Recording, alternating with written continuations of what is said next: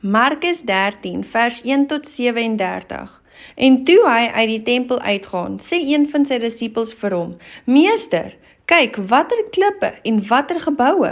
En Jesus antwoord en sê vir hom, sien jy hierdie groot geboue? Daar sal sekerlik nie een klip op die ander gelaat word, wat nie afgebreek sal word nie. En toe hy gaan sit het op die Olyfberg, reg oor die tempel, vra Petrus en Jakobus en Johannes en Andreas hom afsonderlik, vertel ons, wanneer sal hierdie dinge wees? En wat is die teken wanneer al hierdie dinge volbring word? En Jesus antwoord hulle en begin te sê, pas op dat niemand julle mislei nie, want baie sal onder my naam kom en sê, dit is ek, en hulle sal baie mense mislei. Maar wanneer julle hoor van oorloë en gerugte van oorloë, moet julle nie verskrik word nie, want dit moet kom, maar dit is nog nie die einde nie. Want die een nasie sal teen die ander opstaan, en die een koninkryk teen die ander, en daar sal aardbewings wees op verskillende plekke, en daar sal hongersnote wees, en beroeringe.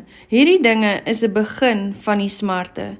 Maar wees julle vir julleself op die hoede, want hulle sal julle oorlewer aan regbanke, en in die sinagoge sal julle geslaan word, en voor goewerneurs en konings gebring word, om my ontwil, en vir hulle tot 'n getuienis. En die evangelie moet eers aan al die nasies verkondig word.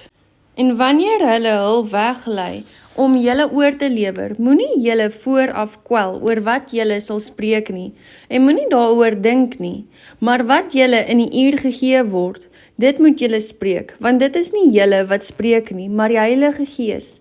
En die een broer sal die ander tot die dood oorlewer, en die vader sy kind. En die kinders sal teen hulle ouers opstaan en hulle doodmaak, en julle sal deur almal gehaat word ter wille van my naam.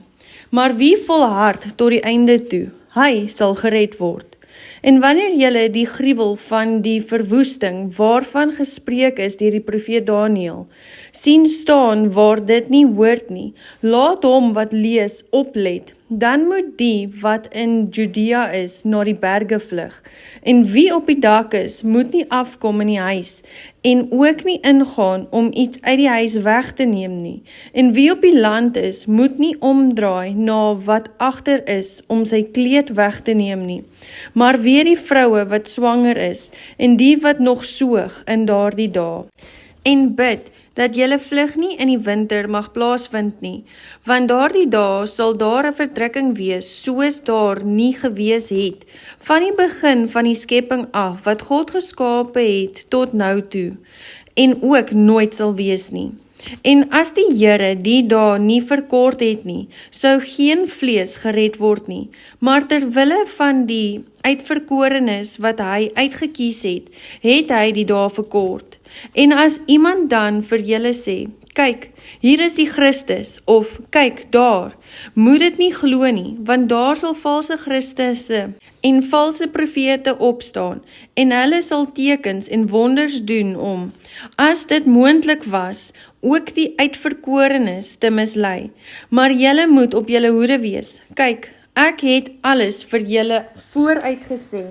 Maar in daardie dae, na die verdrukking, sal die son verduister word, en die maan sal sy glans nie gee nie, en die sterre van die hemel sal val, en die kragte wat in die hemele is, sal geskit word, en dan sal hulle die seun van die mens op die wolke sien kom met groot krag en heerlikheid. En dan sal hy sy engele uitstuur, en hy sal sy uitverkorenes uit die 4 windstreke versamel, van die einde van die aarde af, tot by die einde van die hemel. En leer van die vyeboom hierdie gelykenis. Wanneer sy tak al sag word, en sy blare uitpot, weet julle dat dit sommer naby is. So weet julle ook, wanneer julle hierdie dinge sien gebeur, dat dit naby is, voor die deur. Voorwaar ek sê vir julle, hierdie geslag sal sekerlik nie verbygaan, voordat al hierdie dinge gebeur het nie. Die hemel en die aarde sal verbygaan, maar my woorde sal nooit verbygaan nie. Maar van hierdie dag en die uur weet niemand nie, ook nie die engele in die hemel of die see nie, maar net die Vader. Pas op, waak en bid, want julle weet nie wanneer die tyd daar is nie. Dit is soos 'n man wat op 'n reis is, wat sy huis agtergelaat en sy diensknegte vol mag gegee het, en vir elkeen sy werk, en aan die deurwagter bevel gegee het om te waak. Waak dan, want julle weet nie wanneer die eienaar van die huis kom nie. In die aand, of middernag, of met die haankraai, of vroeg in die môre nie, dat hy nie miskien skielik kom en julle aan die slaap vind nie. En wat ek vir julle sê, sê ek vir almal, waak.